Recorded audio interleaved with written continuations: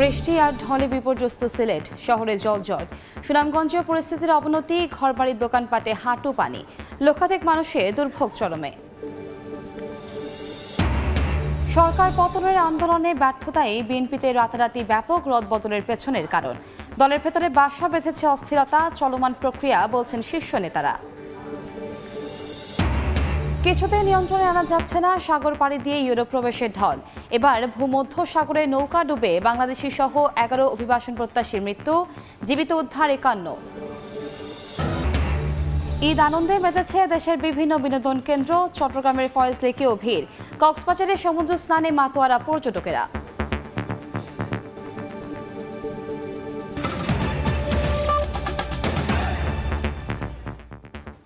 সময় সংবাদের সঙ্গে আছি আমি কনক আজাদ।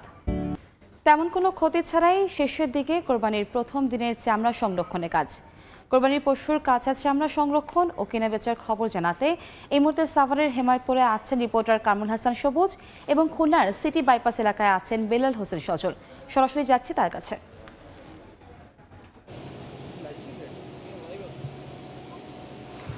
আমরা সকাল থেকে যে সিনারিওটা দেখেছি এই সাভার চামড়া শিল্প নগরী এবং চামড়া শিল্প নগরীর পাশেই যে আড়ত বসেছে সেখানে, সেটি দেখা গেল যে এবার তেমন কোনো অভিযোগ ছাড়া, অর্থাৎ নষ্ট হয়নি এরকম একটি পরিস্থিতিতে চামড়া সংগ্রহ এবং সংরক্ষণ করা হয়েছে। এখানে পর্যাপ্ত লবণ ছিল, পর্যাপ্ত শ্রমিক ছিল, যার কারণে এখানের চামড়া ঠিকঠাক মতো সংরক্ষণ করতে পেরেছে। এখানে যারা ট্যানারি মালিক রয়েছেন বা আড়ত মালিক রয়েছেন তারা বলছেন। এই মুহূর্তে সাভার চামড়া শিল্প নগরী পরিদর্শন শেষ করলেন শিল্প মন্ত্রণালয়ের জ্যেষ্ঠ সচিব। তিনি এই যে পরিদর্শন শেষে যেটি জানালেন যে ধীরে ধীরে সাভার চামড়া শিল্প নগরীর যে পরিবেশ বান্ধব ইস্যুতে যে বিতর্ক রয়েছে, অর্থাৎ শতভাগ পরিবেশ বান্ধব নয় যে ইস্যুগুলো সামনে এসেছে, সেগুলো নিয়ে তিনি বললেন যে ধীরে ধীরে উন্নতি হবে এবং পরিবেশ বান্ধব একটি শিল্প নগরী গড়ে তোলার জন্য নতুন নতুন পরিকল্পনা নিয়ে কাজ করা হচ্ছে। তো তার যে পর্যবেক্ষণ, সেই পর্যবেক্ষণ থেকে তিনি যেটা জানাচ্ছেন যে এবার চামড়া নষ্ট হয়েছে এরকম অভিযোগ বিসিকের কাছেও নেই, শিল্প মন্ত্রণালয়ের কাছেও নেই এবং যাতে ভুক্ত অধিকার সংরক্ষণ অধিদপ্তর যে গতকাল বিকেল থেকে মাঠে মাঠে ঘুরছেন তাদের কাছেও আসলে নেই। অর্থাৎ এর আগের বহুবারের চেয়ে এবারের যে চামড়া সংরক্ষণ পরিস্থিতিটা বেশ ভালো, এটি বলাই যায়। আজকেও কিছু চামড়া আসবে এবং সেই চামড়াগুলো সময় মতো সংরক্ষণ করার জন্য প্রস্তুত আছে আসলে আশপাশের আড়তদার এবং ট্যানারি মালিকরা। তাদের কাছে পর্যাপ্ত লবণ এখন পর্যন্ত রয়েছে, শ্রমিক রয়েছে, যেন চামড়াগুলো এলে নষ্ট ছাড়া তারা সংরক্ষণ করতে পারে। এবং এর পরে যে 7 দিন, অর্থাৎ এই যে ঈদের দিন থেকে 7 দিন যে কাঁচা চামড়া অর্থাৎ লবণযুক্ত চামড়া কিংবা কাঁচা চামড়া সেগুলো ঢাকার বাইরে থেকে ঢাকার ভেতরে আসবে না, সেটি কিন্তু কঠোরভাবে দেখা হচ্ছে। গতকাল রাত্রে কিছু সংখ্যক চামড়া এভাবে চলে আসার পরে যে আরও নির্দেশনাটা কিন্তু কঠোরভাবে মনিটরিং করা হচ্ছে। তো সবকিছু মিলিয়ে চামড়া যে সংরক্ষণ সংগ্রহ এই প্রক্রিয়াটি এবার ঈদে বেশ ভালোভাবে হয়েছে, যেটি আমরা চোখে দেখেছি, যেটি বিসিক এবং শিল্প মন্ত্রণালয় বলছে। তো আমার কাছে সাভার চামড়া শিল্প নগরী থেকে এই মুহূর্তে এই ছিল সবশেষ খবর। আমরা এখন চলে যাচ্ছি খুলনায়, সেখানকার খবর জানাবেন বেলাল হোসেন সজল। দেশীয় অর্থনীতি সম্ভাবনাময়ী খাত চামড়া শিল্প, অথচ বারবার আবেদন করেও এই চামড়া ব্যবসায়ীরা তারা কিন্তু নির্দিষ্ট কোনো স্থান পায়নি। ফলে ঝুঁকি নিয়েই আমরা দেখছি যে খুলনার সিটি বাইপাস সড়কে তারা এই চামড়া সংরক্ষণের কাজটি করছে। আপনাদের একটু দেখাতে চাই যে একটি যে খুলনার যে মহাসড়কটি রয়েছে, খুলনা যশোর মহাসড়ক, রূপসা যে ব্রিজ রয়েছে তার যে মহাসড়কে, সেখানে কিন্তু এই চামড়া সংরক্ষণের কাজটি চলছে। এবং যদি বলতে চাই যে এই চামড়া সংরক্ষণটি কিন্তু একটা মরণ ফাঁদে পরিণত হয়েছে। আপনাদের যদি দেখাই যে ছোট্ট একটি বাচ্চা, তিনি কিন্তু একটি কাঠের ডালের মাথায় একটি কাপড় পেঁচিয়ে তিনি কিন্তু এই সিগন্যালটি দিচ্ছে। পাশাপাশি সড়কের পাশে যে আইল্যান্ড রয়েছে সেখানে একটি ডালে একটি লাল পলিথিন ঝুলিয়ে রাখা হয়েছে। এবং সড়কটির অবস্থা একটু বলে, এখান থেকে যে মোটরসাইকেলগুলো যাচ্ছে এবং প্রাইভেট কার যাচ্ছে তারা কিন্তু সড়কটি একেবারে পিচ্ছিল অবস্থা রয়েছে। এবং এখানকার যারা চামড়া ব্যবসায়ী রয়েছেন তারা যেটি বলছেন, বারবার তাগাদা দিয়েও তারা এই যে চামড়া সংরক্ষণে নির্দিষ্ট কোনো স্থান না পাওয়াতেই কিন্তু বাধ্য হয়ে এই সড়কের উপর তারা চামড়া সংরক্ষণের কাজটি করছে। ফলে পরিবেশ বিপর্যয়ের পাশাপাশি তারা কিন্তু লোকসানের কথাও বলছেন। এছাড়া যে চামড়া এবং সংরক্ষণের কোনো যে সমস্যা সেটি কিন্তু তারা বলেননি, যে পর্যাপ্ত পরিমাণ লবণ রয়েছে, পাশাপাশি যে শহরের বিভিন্ন স্থান থেকে কিন্তু তারা এই চামড়াগুলো সংগ্রহ করে এখানে কিন্তু লবণ দিয়ে সংরক্ষণ করছেন। এই ছিল আমার কাছে খুলনার সিটি বাইপাস রোড এলাকা থেকে চামড়া সংরক্ষণের সর্বশেষ সংবাদ। আমরা সরাসরি যুক্ত ছিলাম খুলনা থেকে এবং এর আগে আমরা যুক্ত ছিলাম সাভার থেকে। ঈদের দ্বিতীয় দিনেও ঢাকা উত্তর সিটি কর্পোরেশনে কোরবানির বর্জ্য অপসারণে মাঠে আছে পরিচ্ছন্নতা কর্মীরা। সবশেষ খবর জানাতে মিরপুর থেকে সরাসরি যুক্ত হচ্ছে রিপোর্টার নিবিড় সাহা। নিবিড়,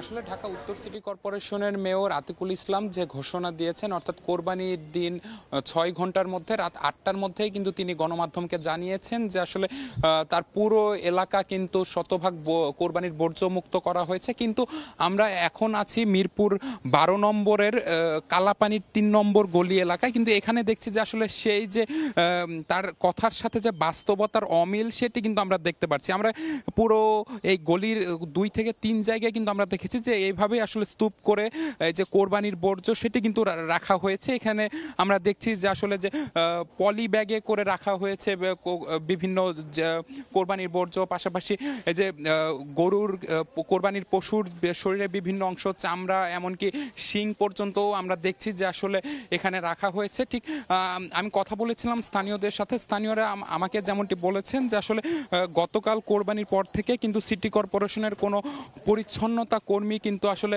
এই যে বর্জ্য, এই যে কোরবানির বর্জ্য সেটি কিন্তু আসলে পরিষ্কার করতে তেমনভাবে এলাকায় আসেননি। তারা নিজেদের উদ্যোগে কিন্তু তাদের যে বর্জ্য সেগুলো কিন্তু এখান থেকে সরিয়ে নিয়ে কোথাও যে নির্দিষ্ট স্থানে কিন্তু তারা ডাম্পিং করে রেখেছেন। এখানে আমরা আরেকটি জায়গায় দেখতে পাচ্ছি যে আসলে এখানে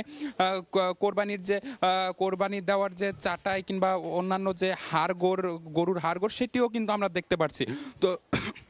তো সবকিছু মিলে কিন্তু যে ঢাকা উত্তরের মেয়রের যে আশ্বাসটি ছিল যে আসলে 6 ঘন্টার যে ঘোষণাটি দিয়েছিলেন যে 6 ঘন্টার ভিতরে বর্জ্যমুক্ত করা হবে পুরো এলাকা, সেটি কিন্তু আমরা দেখছি যে আসলে 24 ঘন্টা পরে এসেও অনেক জায়গায় তেমন ভাবে কিন্তু পরিষ্কার করা হয়নি। তো সবকিছু মিলিয়ে এই ছিল আমার কাছে থাকা মিরপুর থেকে সবশেষ খবর। আমরা সরাসরি যুক্ত ছিলাম মিরপুর থেকে। 9টি কমিটি বিলুপ্তি, দলের গুরুত্বপূর্ণ পদে পদোন্নতি, রাতারাতি ব্যাপক রদবদল বিএনপিতে।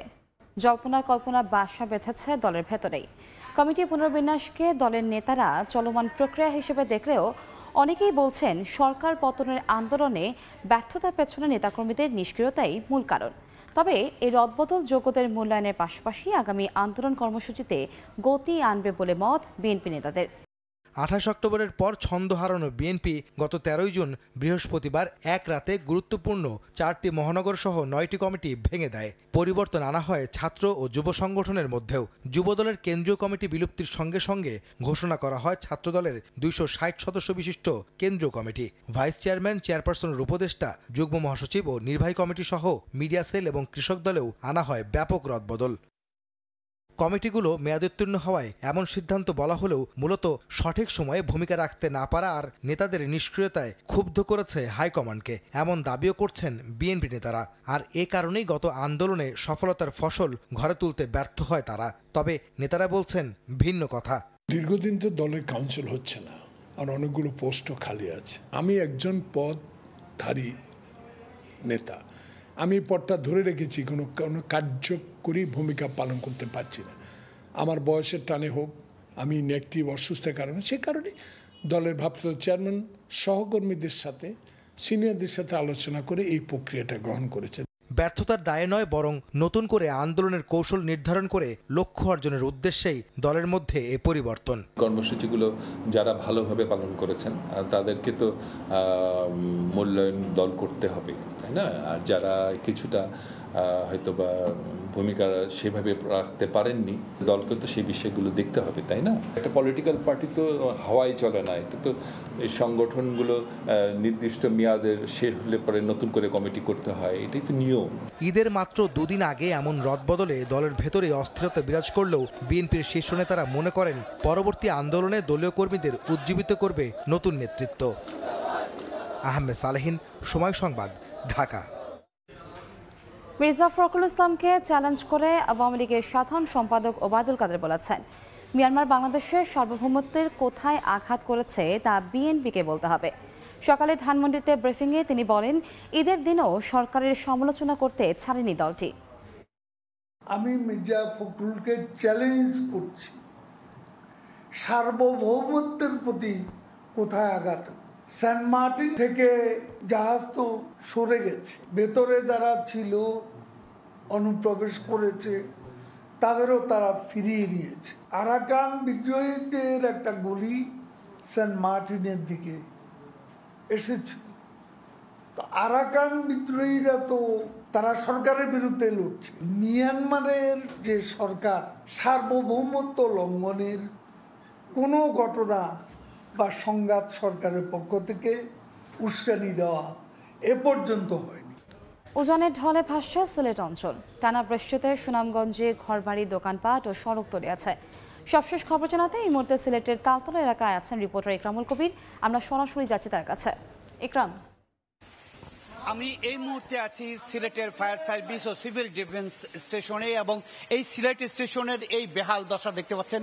এখন এই যে এখানের যে অফিস আছে, স্টেশন অফিস, যেটা সিনিয়র স্টেশন ম্যানেজার, স্টেশন অফিসারের কার্যালয় সহ যেই থাকার জায়গা, ফায়ারম্যানদের থাকার জায়গা, সব কিন্তু পানির নিচে তলিয়ে গেছে। আমি এই যে পানি, হাঁটু পানি, তার পাশে আরো বেশি পানি রয়েছে। এবং এই এলাকা যারা আছে, এই অফিসে যারা আছে ফায়ারম্যান, তারা বলেছেন সারা রাত তারা নির্ঘুম কাটিয়েছেন। কারণ হচ্ছে কি, দেখতে পাচ্ছেন যে ঘরের ভিতরে পানি ঢুকে গেছে একেবারে পুরো এলাকা। এই এলাকার যে ফায়ার ব্রিগেডের যে গাড়িগুলো ছিল, পানি গাড়িগুলো ছিল, সব এই স্টেশন থেকে বাইরে নিয়ে নেওয়া হয়েছে এবং বাইরে সরিয়ে নেওয়া হয়েছে, এবং এই অফিস লাগিয়ে তারা বাইরে চলে যাচ্ছেন। এবং এখানে থাকার মতন কোনো পরিবেশ বা পরিস্থিতি নেই, একেবারে দাঁড়িয়ে এবং পানি, হাঁটু পরিমাণ পানিতে দাঁড়িয়ে তারা কাজ করছেন। এবং এই গাড়িগুলো বা বিভিন্ন গাড়ির ইতিমধ্যে পানি ঢুকে নষ্ট হয়ে গিয়েছে, ব্লকেজ হয়ে গিয়েছে। এবং আপনারা দেখতে পাচ্ছেন, আমি আরেকটু আগে যেতে চাচ্ছি, যে যারা থাকেন এখানে, যারা ফায়ারম্যান বা বিভিন্ন অফিসার বা বিভিন্ন লেভেলের যারা কর্মকর্তা কর্মচারী থাকেন, তাদের আবাসন যেই থাকার জায়গা, যেটা সেই থাকার জায়গাতে পুরো পানির নিচে তলিয়ে গেছে। এবং এই বলা যায় যে এই যে উচ্চতায় পানি আছে, সেই উচ্চতা কিন্তু সুরমা নদীর পানি এখন রয়েছে। সুরমা নদীর পানি বিপদসীমার প্রায় 30 সেন্টিমিটার উপর দিয়ে প্রবাহিত হচ্ছে। এর কারণ হচ্ছে কি, সকাল 9টা থেকে 9টা পর্যন্ত চেরাপুঞ্জি, ভারতের চেরাপুঞ্জিতে 395 মিলিমিটার বৃষ্টিপাত হয়েছে, এবং সিলেটে প্রায় 200 মিলিমিটার বৃষ্টিপাত হয়েছে। সবকিছু মিলিয়ে বলা যায় সুরমা, কুশিয়ারা, সারিগাং সহ প্রত্যেকটি নদীর পানি বিপদসীমার উপর দিয়ে প্রবাহিত হচ্ছে, যার কারণে এমন পরিস্থিতি সৃষ্টি হয়েছে। এবং তালতলা এলাকায় যে দোকানপাট রয়েছে, বিপণী বিতান মার্কেটগুলো রয়েছে, প্রত্যেকটি জায়গায় একেবারে পানিতে তলিয়ে আছে। সবকিছু মিলে সিলেটের পরিস্থিতি খুব খারাপের দিকে যাচ্ছে। 2022 সালের যে পরিস্থিতি, সেই 2022 সালের পরিস্থিতির দিকে যাচ্ছে, এমনটি আবহাওয়া এবং পানি উন্নয়ন বোর্ড আমাদেরকে জানিয়েছে। এবং তারা পরিস্থিতি সব মনিটরিং করছে, এবং সিলেটের প্রশাসন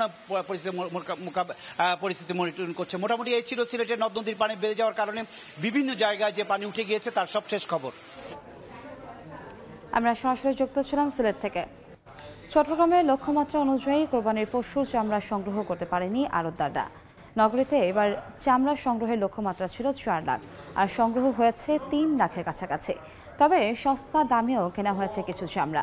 এদিকে সকালে নগরের মুরাদপুর ও আতরার ডিপো সহ কয়েকটি পয়েন্টে বেশ কিছু চামড়া পড়ে থাকতে দেখা গেছে। পরে চট্টগ্রাম সিটি কর্পোরেশনের গাড়ি এসে আবর্জনা হিসেবে সেগুলো সরিয়ে নেয়। এদের দিন সকাল থেকে সন্ধ্যা পর্যন্ত চামড়ার দাম ছিল খুচরা বাজারে 300 থেকে 500 টাকা, আর আড়তে ছিল 700 টাকা। তবে রাতে আড়ত মালিকেরা নগরীর বাইরে থেকে আসা চামড়া কিনে 200 থেকে 300 টাকা করে। এই চামড়াই নষ্ট হয়, ফেলে রাখা হয় রাস্তায়। ভূমধ্যসাগরে নৌকাডুবির ঘটনায় 11 অভিবাসন প্রত্যাশীর মৃত্যু হয়েছে। তাদের মধ্যে বাংলাদেশি নাগরিক থাকতে পারে বলে জানিয়েছে কাতার ভিত্তিক গণমাধ্যম আল জাজিরা। ডুবে যাওয়া 2টি নৌকা থেকে জীবিত উদ্ধার করা হয়েছে আরও 51 জনকে। পরে অসুস্থদের প্রাথমিক চিকিৎসা দেওয়া হয়। উদ্ধারকৃতদের জরুরি ভিত্তিতে নিরাপদ আশ্রয়ে স্থানান্তর করা প্রয়োজন বলেও জানিয়েছে গণমাধ্যমটি। 2015 সাল থেকে ভূমধ্যসাগরে 20,000-এর বেশি মৃত্যু ও নিখোঁজ হওয়ার ঘটনা নিবন্ধন করেছে জাতিসংঘ।